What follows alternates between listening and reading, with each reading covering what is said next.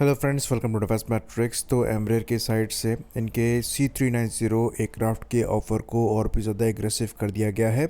और अब जो रिपोर्ट आ रही है उसके हिसाब से ये अपनी असेंबली लाइन ट्रांसफ़र करने को तैयार है इंडिया में, जो कि इन प्लेटफॉर्म्स को इंडिया में ही प्रोड्यूस करेगी। तो जो चीफ मार्केटिंग ऑफिसर हैं एम्ब्रेयर डिफेंस एंड सिक्योरिटी के, उनके द्वारा ये कहा गया है कि हम सब कुछ ट्रांसफ़र करने को तैयार है जहाँ तक पॉसिबल हो सकता है।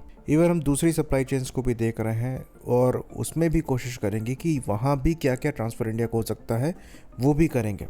तो इंडिया की पहली रिक्वायरमेंट है कि कम से कम 50% लोकली सोर्स कंपोनेंट्स यहाँ पर होने चाहिए अगर ऑर्डर संख्या 60 से 80 एयरक्राफ्ट की है। और अभी यहाँ पर कोशिश करी जाएगी इन प्लेटफॉर्म्स को प्रिक्योर करके करीबन 100 के ऊपर AN-32 और 17 के आसपास IL-76 प्लेटफॉर्म्स को रिप्लेस करने की। AN-32 को रिप्लेस करने के लिए खासकर यहाँ पर MTA प्लेटफॉर्म्स की रिक्वायरमेंट है। अभी तक RFP जो है ये रिलीज़ नहीं करी गई है जिसमें स्पेसिफिक रिक्वायरमेंट्स जो हैं बताई जाएंगी, पर एम्ब्रेयर बहुत विलिंग है अपने प्लेटफॉर्म्स को इंडिया को बेचने के लिए।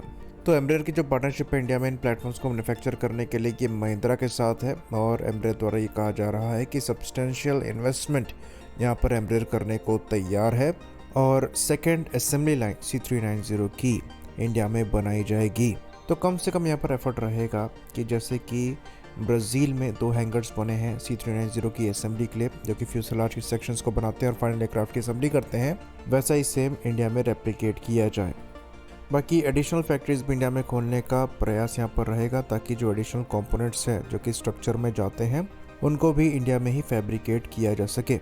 तो क्योंकि 50% यहाँ पर इंडिजिनस कंपोनेंट्स की मांग है तो यहाँ पर कंपोनेंट्स इनको इंडिया में बनाने भी पड़ेंगे और ये एम्ब्रेयर के लिए नया होगा, लेकिन उसके लिए ये विलिंग है। साथ में एम्ब्रेयर द्वारा कोशिश करी जाएगी कि जो C390 इंडिया में बनाया जाए उनको अगर कोई दूसरी कंट्री भी परचेज़ करती है तो एक्सपोर्ट भी किया जाए।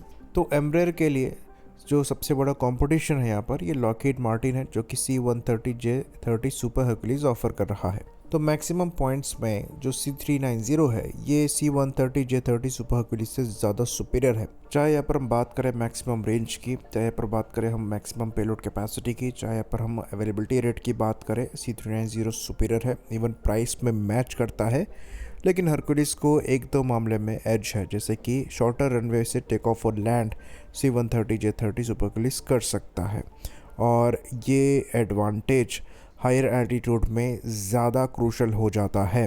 तो ये बात ज़रूर है कि जो C390 है ये ज़्यादा पेलोड कैरी कर सकता है अराउंड 26 टन के आसपास, लेकिन इसको टेक ऑफ और लैंडिंग के लिए डिस्टेंस भी ज़्यादा चाहिए। तो हायर एल्टीट्यूड में ये उतना बड़ा एडवांटेज नहीं रह जाता है। तो एम्ब्रेयर द्वारा ऑफिशियल स्टेटमेंट में ये चीज़ कही गई है कि ये लिमिटेशन जो है इसको ये एक्नॉलेज करते हैं, लेकिन इंडियन एयरफोर्स से किए गए डिस्कशन में ये चीज़ निकल कर सामने आई है कि जितना इंडियन एयरफोर्स को चाहिए उन पैरामीटर्स को C390 मीट करता है।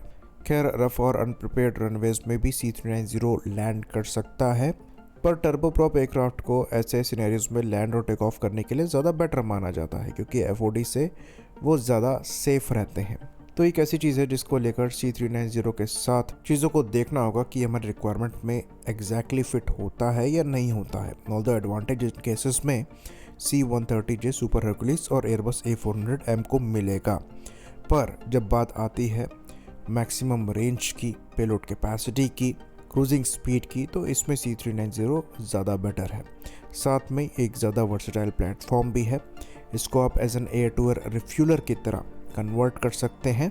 और एम्ब्रेयर का कहना है कि जो एग्जिस्टिंग फ्लाइंग C390 की फ्लीट है उसमें 93% मिशन कैपेबिलिटी रेट मिल रहा है, जो कि काफ़ी ज़्यादा बेहतर है C-130 से और एयरबस A400M के कंपैरिजन में, जो अगेन इसको एडवांटेज देता है। खैर, अगर यहाँ पर हम अपने ओपिनियन की बात करें तो C390 एक्चुअली सबसे ज़्यादा अट्रैक्टिव ऑप्शन यहाँ पर नज़र आता है अगर प्राइस के पॉइंट ऑफ व्यू से देखें तब भी। लेकिन अगर आप 25 टन प्लस कैटेगरी के प्लेटफॉर्म्स को कैरी करना चाहते हैं और हायर एल्टीट्यूड में डिप्लॉय करना चाहते हैं तो वहाँ पर परफॉर्मेंस थोड़ी ट्रिकी हो जाएगी C390 को लेकर। तो ये इवेल्युएट करना एयरफोर्स का काम है।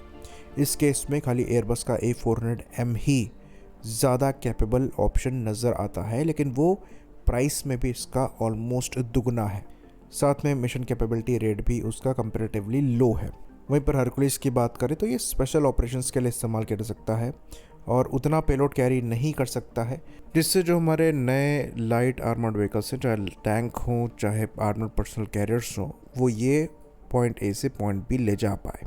तो जो कुछ नंबर्स में हम इनको इस्तेमाल करते हैं स्पेशल ऑपरेशंस के लिए, उस लिहाज से ये प्लेटफॉर्म्स अच्छे हैं।